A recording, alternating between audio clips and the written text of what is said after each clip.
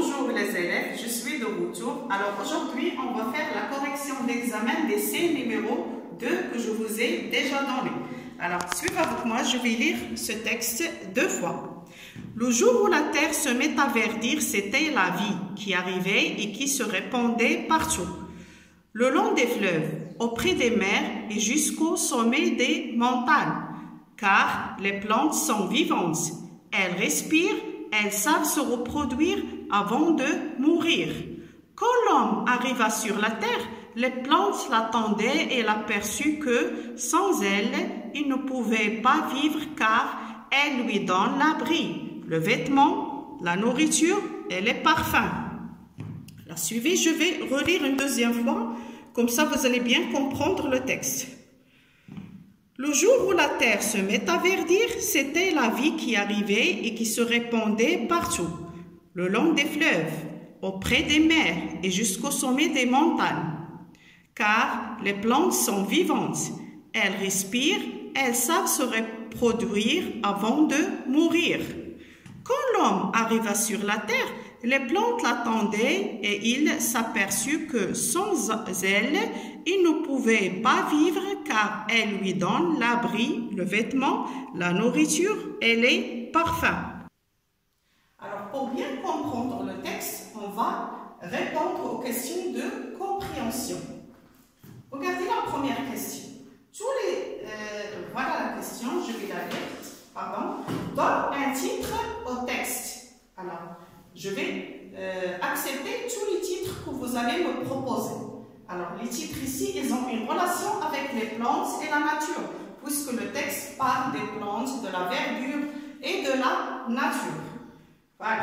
Je peux dire par exemple les plantes comme titre, les plantes et l'homme, ou bien la nature en général. Deuxième question. Indique le type de cet écrit. Il dit d'où il est tiré. D'où il est tiré. Alors, puisque ce texte donne des informations sur les plantes et la nature et l'homme, alors c'est un texte, automatiquement, c'est un texte informatif.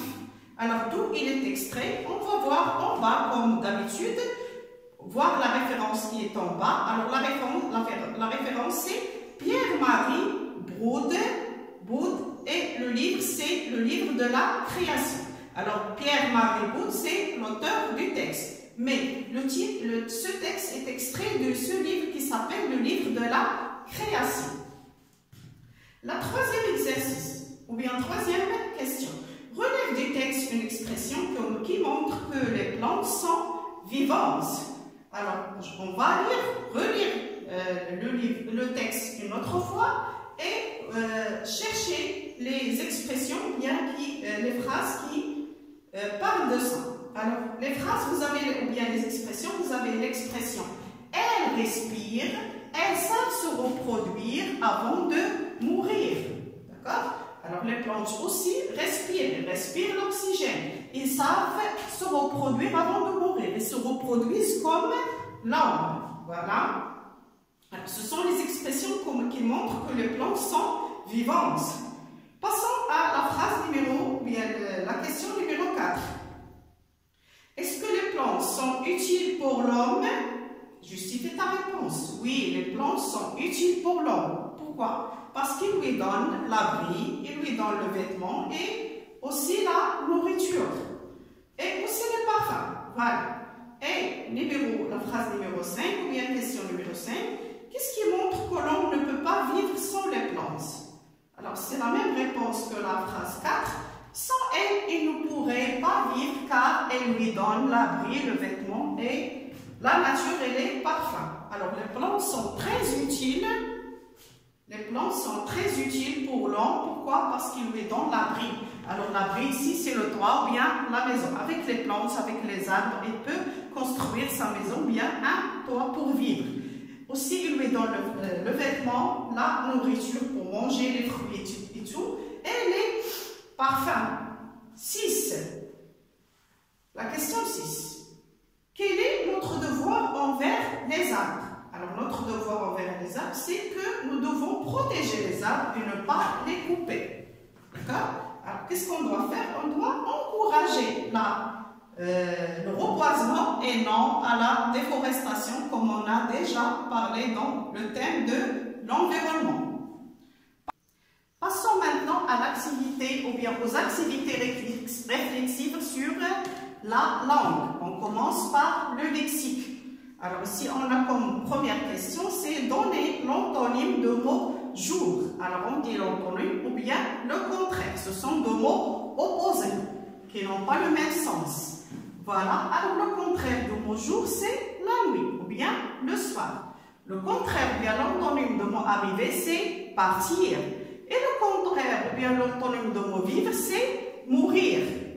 Deuxième question dans le lexique, c'est cherche dans le texte l'antonyme. Alors on va chercher, vous tournez au texte pour chercher l'homonyme de mot été. Alors le mot été, tout d'abord, les homonymes sont des mots qui se prononcent de la même façon, mais ils n'ont pas le même sens ni le même orthographe. Parfois, ils peuvent avoir le même orthographe, d'accord? Alors été, qui est l'auxiliaire, le participe passif du verbe être, et là comme homonyme, le verbe être à l'imparfait qui se trouve dans le livre, dans le texte, pardon. Vie, alors on trouve le mot vie qui s'écrit avec V-I-S, son homonyme c'est vie avec V-I-E qui se trouve dans le texte. Mère avec M-A-I-R-E-S, alors son homonyme c'est mère, les mères qui se trouvent aussi dans le texte. Alors voilà les homonymes de ces mots. Passons maintenant à la grammaire. Je lis la première question. Relis les phrases suivantes en exprimant la cause. D'accord? Alors la phrase c'est il fait chaud, les plantes souffrent. Alors, qu'est-ce qu'on doit ajouter ici? Une expression qui exprime la cause. Alors j'ai dit toujours à mes élèves que les expressions de cause qui sont les plus simples, c'est car ou bien parce que. Mais attention, toujours l'expression de cause doit être suivie par la cause. Alors ici, on va changer la place des phrases. Il fait chaud, les plantes souffrent.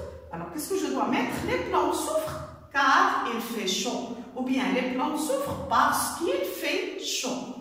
Car suivi, comme j'ai dit, de la cause. La question 4 pose la question de deux façons différentes pour trouver la réponse suivante. Alors, les plantes lui donnent le vêtement et la nature. Pour répondre à cette question, ou bien pour trouver une question pour cette réponse, je dois dire, est-ce que les plantes lui donnent le vêtement et la nourriture? Alors, comme réponse, nous avons ici, les plantes lui donnent le vêtement et la nourriture. 5. Relève le complément et indique sa nature. Je lis la phrase. Les enfants respectent les plantes. Voilà. Alors, les enfants, je pose la question toujours pour trouver un complément. S'il s'agit d'un complément subordonné, je pose la question après le verbe à qui ou bien quoi. S'il s'agit d'un COI, je pose la question après le verbe à qui, à quoi, de qui, de quoi, avec quoi, et ainsi de suite. Alors, les enfants respectent quoi? Après le verbe, je pose la question quoi? Ils respectent les plantes. Alors, les plantes, c'est un complément d'objet direct. Ça veut dire un COD. Voilà. Passons maintenant à la phrase numéro 6. Mais ce qui est à la forme négative. Alors, nous avons les plantes nous assurent l'air et la nourriture. C'est une phrase affirmative. Pour la rendre négative, j'ajoute ne, ni. Pourquoi? Parce que j'ai dans la phrase affirmative la conjonction de coordination qui est l'air et la nourriture. Les plantes ne nous assurent ni l'air ni la nourriture. 7 maintenant. Écrit en lettres. Dans la ferme, il y a 200 oliviers et 320 pommiers. Alors ici, on a les lettres qui sont écrites en chiffres. Mais les numéros qui sont écrits en chiffres. Maintenant, on va les écrire en lettres. Dans la ferme, il y a 200 oliviers. Alors, puisque 100 ici est multiplié par 2, alors ça prend S à la fin. D'accord? 200 oliviers. Il est multiplié. Il doit il est au pluriel, multiplier, il doit prendre S. Maintenant, votre phrase est 320 pommiers. Vous allez remarquer ici que 100 ne prend pas S. Pourquoi? Même s'il est multiplié, il est au milieu, alors il ne prend pas S. Et 20 ne prend aussi pas S. Pourquoi? Parce qu'il s'agit d'un seul 20. Il n'est pas multiplié. Lorsqu'on dit 80, ça prend S. Mais ici, il y a 20, un seul 20. 320 pommiers, ça ne prend pas S. Voilà. Alors, la phrase numéro 8. Pardonnez-moi. Toujours dans l'orthographe. Complète par, ou bien écrit au singulier. Non. On est où dans, pardonnez-moi, on est toujours dans la grammaire. Complète la phrase pour exprimer la comparaison. Les arbres vivent longtemps et les hommes. Alors ici, on va ajouter une expression qui exprime la comparaison. Alors, c'est une expression de supériorité, d'accord? On exprime ici la supériorité. Les arbres vivent plus longtemps que les hommes. Vous avez plus et que. D'accord? Passons à la conjugaison. Conjugue les verbes au temps demandé. La terre se met à verdir. Alors ici, on va conjuguer le verbe se mettre au passé composé. Voilà, pour bien voir. Dans la ferme, non, les arbres, la terre se met à verdir. Alors la terre, au passé composé, le verbe se mettre devient s'est mise à verdir. Pourquoi? Parce que le verbe ici se mettre, c'est un verbe pronominal. Alors il y a l'accord avec le sujet. La terre s'est mise, parce que ici la terre est féminin singulier. Aussi le verbe se met au féminin singulier. Pourquoi? Parce qu'il se conjugue avec l'auxiliaire être. C'est un verbe pronominal. La phrase qui suit, les pluies des orages détruisent les plantes. On doit mettre ici le verbe détruire au futur simple. Alors qu'est-ce qu'on va dire? Les pluies des orages détruiront. Détruire, c'est un verbe de troisième groupe. Au futur devient détruiront les plantes. Voilà.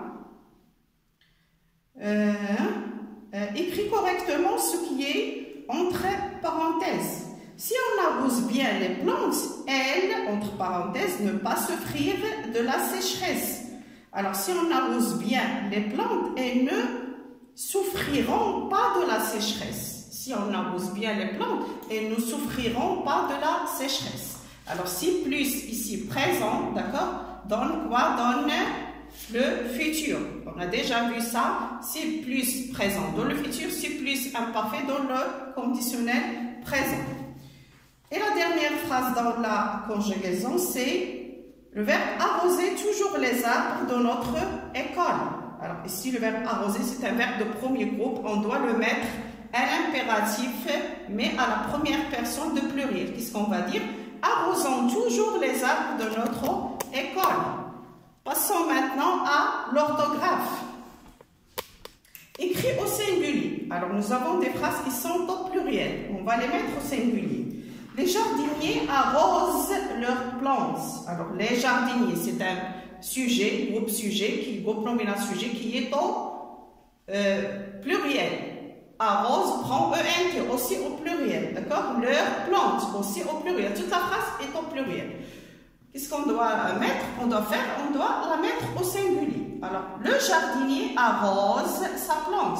Ici, le verbe s'accorde avec le sujet. Il y a des changements dans toute la phrase. Voilà, alors même le COD doit se mettre aussi au singulier. La phrase 14 complète par son ou son. Alors son et son, ce sont des homonymes grammaticaux. Le premier son qui est avec SON est un déterminant possessif, montant son et ainsi de suite. Et son avec SANS, c'est une préposition. Alors, puisque je dois mettre ici la préposition avec SANS, son au, l'homme et son environnement, qui est le déterminant possessif, seront menacés. La phrase 15, qui est la dernière dans l'orthographe, c'est dans le pluriel des mots suivants.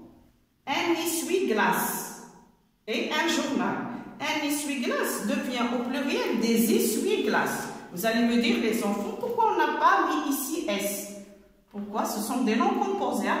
Alors, des essuie-glaces, on ne met pas S. Pourquoi? Parce que essuie, ça vient du verbe essuyer. Et le verbe, comme j'ai dit dans la dernière leçon de l'orthographe, que les verbes et les noms, les noms et les adjectifs prennent la marque du pluriel, mais les verbes et les adverbes ne prennent pas la marque du pluriel. Alors, des essuies sans S parce que c'est un verbe.